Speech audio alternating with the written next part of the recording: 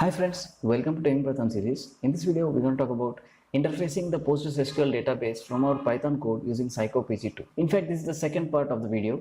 In the first part, we have already covered installing the psycopg2 Python module, connecting to the database, and then fetching rows from the database. Now, in this video, we're going to cover inserting rows into the database using psycopg2, deleting rows from the database, updating the rows into the database.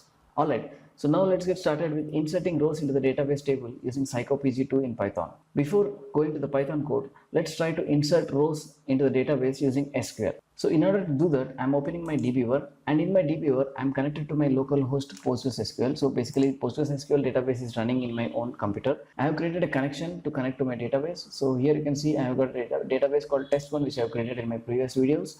And here in this test1 database, you can see I've got a schema called public, and in that public schema, I've got a table called students. So let's try to insert data into this students table.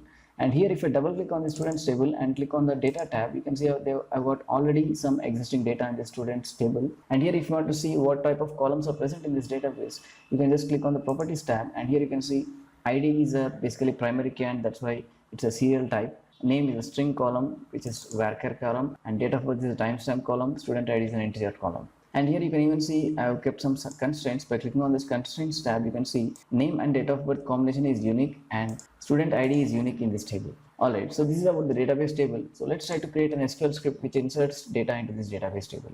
So let's right click on this database test1 and right click on this and select SQLator, open SQL script, new script. So in order to insert data, you have to write the insert clause. So let's write insert into public.students because the schema name is public. Here you got to mention the columns of the data which you are going to insert. So let's write the column names as name, date of birth is DOB, student ID. So these are the column names. You can see the column names in this drop down: ID, name, date of birth, student ID. You have to use the same column names here. And now to insert the data, you have to write the values. And here in this tuple, you have to fill your values. So I have just written some example values. So this is the SQL clause to insert data into the students table.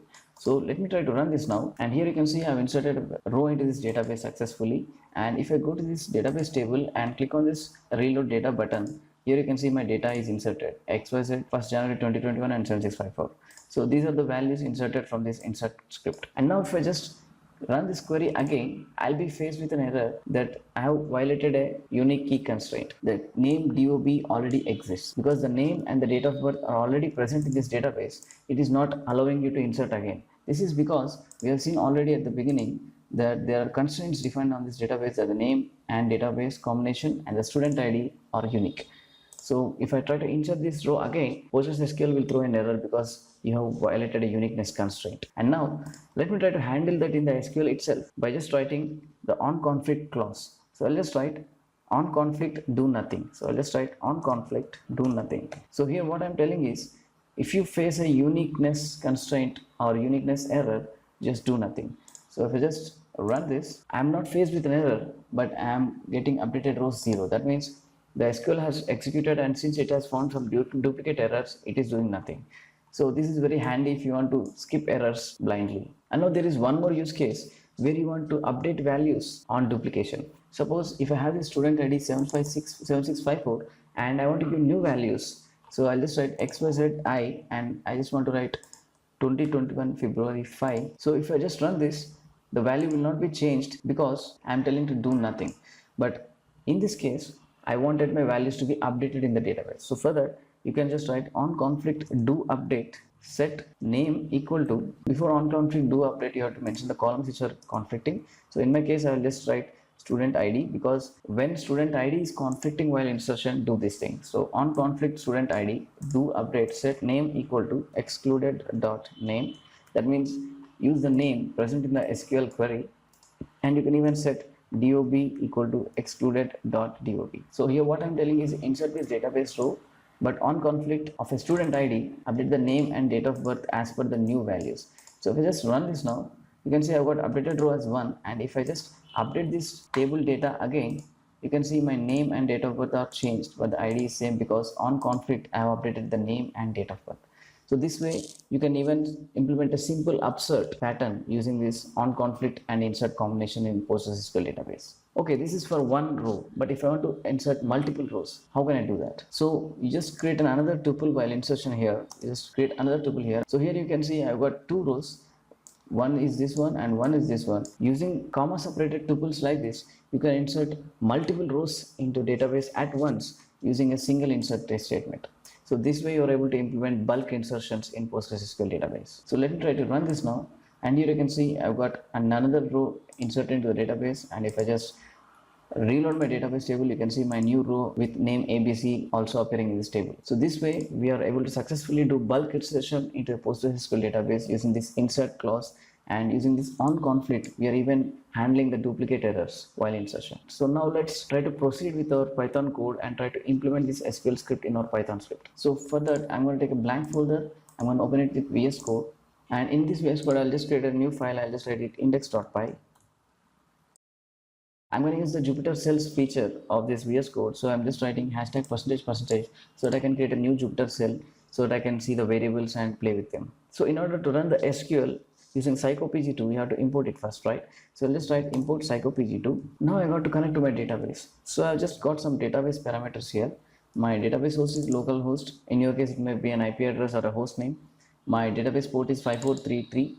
In your case, it might be 5432 or whatever the database port your database is, and the database name which you're going to connect, and the username password of the database.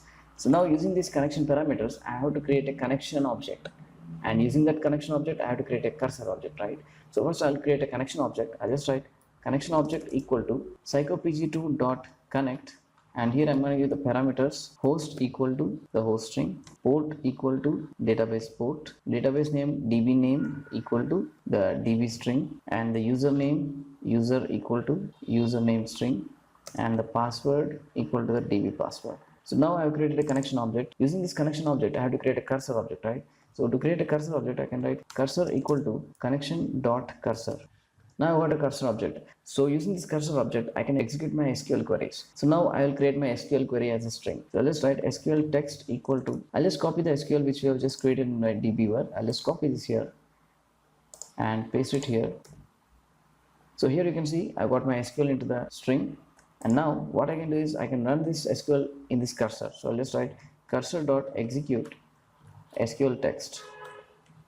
And once your cursor is done, you can find how many rows were affected. In our case, how many rows were inserted. So let's write number of rows equal to cursor dot row count. So I can just print it also here. Print number of rows inserted equal to number of rows. And since our work is over, we have to close the cursor and the connection if the connection object exists. So you have to write if connection, close the cursor, write cursor dot close, and then close the connection dot close. Print execution complete.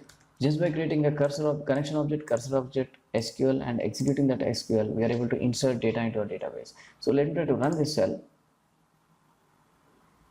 So here you can see number of rows inserted equal to 2 and execution complete. That means our code has run successfully without errors. Alright, so far so good. But here I am seeing a problem. The problem is you are hard coding your values into the SQL script, and this is dangerous because if your input is coming from external sources like user input, it can be subjected to SQL injection attacks. So what psycopg2 recommends is use Python objects and let psycopg2 create the strings for you. So in this example, I will create two Python objects which are tuples and try to use those tuples to create this SQL string. So let me try to create my tuples here.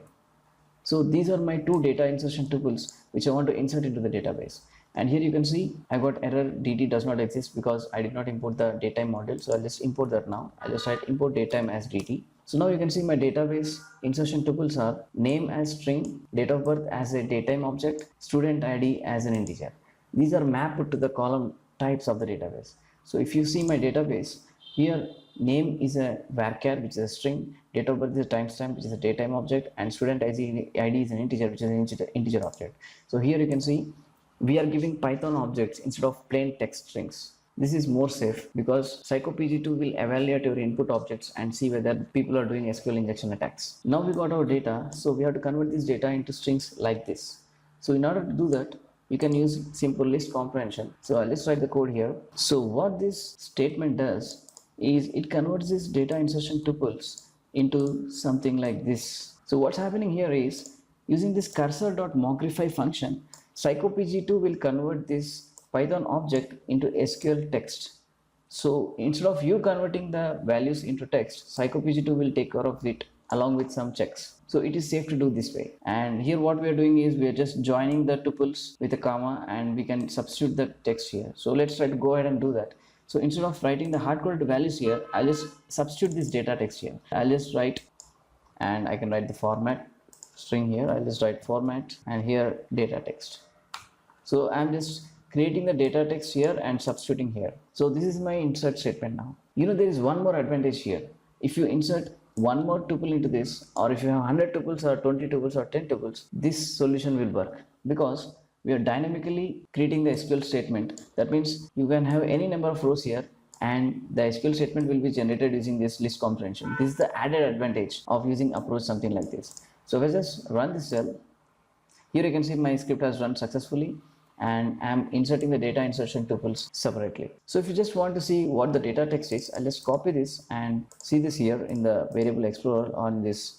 You can see my data text. So basically cursor.mogrify is actually converting your Python objects and translating them to SQL statements. So that's it. We have just completed bulk insertion of database rows into database using psycopg2. If you want to handle the errors which are rising in the script in a customized way, you can wrap this code in a try except clause. I'll begin the try clause here before creating the connection, because database type errors can be arising from here. So I'll just start my try clause before this connection object creation, and I'll just indent all this code till here, and I'll try to catch exceptions. So I'll just write except, and the exceptions can be of type exception or psycopg2.error as error. And now you can do your exception handling here. So I'll just print it for now. I'll just write print. So I'm printing my error, and finally I got to close my connections. Whether you got an error or not, you have to close your connections and cursors. So I'm just wrapping this cleanup code inside the finally clause. So that's it. Now you have wrapped your code inside a try except clause so that you can handle errors in your customized way. So that's it. Using very less lines of code, you are able to successfully bulk insert rows into a database table using psycopg2. You can see I've given the example in my blog post. You can just copy paste and tweak this example as per your requirements. I've also given some important points to note so that you can understand this code better. Alright, so let's proceed to the next example, which is deleting the rows. So in this example, we have inserted the rows. Now let's try to delete the rows. So to delete the rows also you need to create SQL. So before writing the Python code, let's try to create the SQL which deletes the rows. So here in this table, I'll just refresh my table again. So if you want to delete the rows with the name xyzi, I can write a delete script here. I'll just write delete from public.students where name equal to, and here I'll write my name xyzi. So what I'm telling is delete from students table where name is equal to xyzi. So if I just run this now, you can see updated rows 1, that means one row is deleted. So let me try to go ahead and watch this table and refresh it again. You can see the row with the name xyzi was deleted. So just by using simple delete clause, you can remove rows from a database table. So now that we are ready with the delete clause, let's try to implement it in our Python code. So I'm just going to take this same example, and the only difference is instead of writing the insert clause, I'm going to write the delete clause in this example. So let me try to copy this clause from this dbviewer. I'll just copy this clause here and I'll write it here, and I'll remove the format because I'm not using any data currently, and that's it. I'm connecting the database, getting the cursor, creating my SQL text, and executing the cursor SQL, and then I'm just printing the number of rows deleted. So I'll just write rows deleted, and I'm closing the cursor and connection at the end. So let's save this and run this cell again, and here you can see number of rows deleted equal to 0 because already I have deleted the rows with the name xyzi. So for example, if I want to delete the rows with name abc, I'll just go ahead here and write name equal to abc, and I'll just save it and run this cell again. Here you can see number of rows deleted equal to 1. But now it's the same problem. Here I'm hard coding my input variables. So this can make your code vulnerable to SQL injection if your input variables are coming from a human input or somewhere else. So you need to sanitize the input, right? So for that, I'm going to use the parameter substitution. So I'll just write name equal to %s. That means I can use the input substitution. So here, while executing, I'll just create a comma and I can insert a tuple of input substitution variables. So my name which I wanted to give here was ABC, and create a comma here so that it can be a tuple. So I'll just save it now and I'll just run this cell. Number of rows deleted equal to 1, execution complete. So one thing I forgot here was I have to commit my connection. So I'll just write connection dot commit.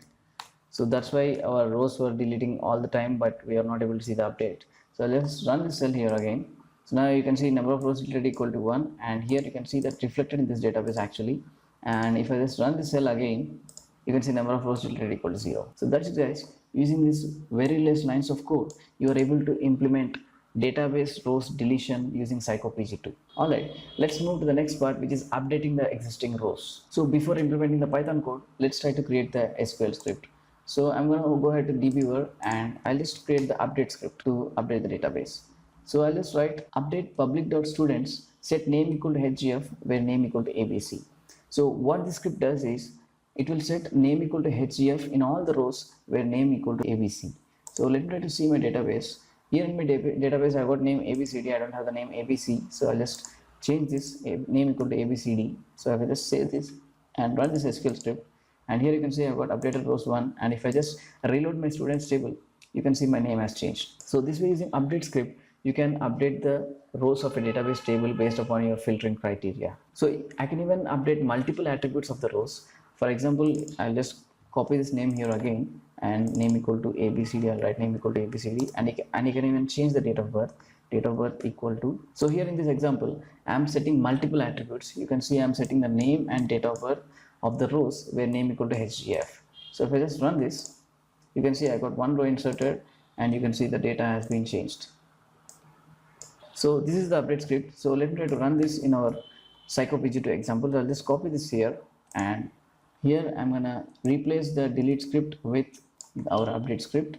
I'm not doing parameter substitution now, so let's remove this, and number of rows updated equal to the number of rows, and I've committed my connection and closing the cursor and closing the connection. So let me try to run this cell, and here you can see number of rows updated equal to 0.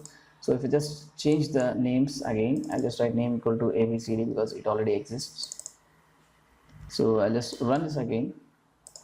You can see number of rows updated equal to 1. So this way, using update clause, you can update the database table rows using psycopg2. But again, if these inputs are coming from external sources, you should not use them directly in the SQL script. So let us do parameter substitution. So I'll let name equal to %s, date of birth equal to %s, where name equal to %s. So I got to substitute these three values in the cursor.execute. So let's create a tuple here and write the names. Name equal to abcd and set date of birth equal to dt.datetime. Let me try to write some 6th May or something like that, where name equal to, I've got a row where name equal to hgf, so I'm writing hgf here. So I've created an update script, and I'm substituting the input variables using the parameter substitution. So let me try to save this and run this again, and you can see number of rows updated equal to 1. So this way, using very less lines of code, you can implement database table rows updating using psycopg2 Python module. So that's it guys. This completes the insertion, deletion and updating rows of a database table using psycopg2. You can see I've created a blog post on interfacing with PostgreSQL database with Python using psycopg2 Python module. In this blog post, I have given you the source code so that you can copy paste in your own IDE and practice it for yourself. So be sure to check out the link of this blog post in the description of this video. At the end of this blog post, I have even given you the references so that you can do further reading. Hope you like this video guys. Thank you for watching.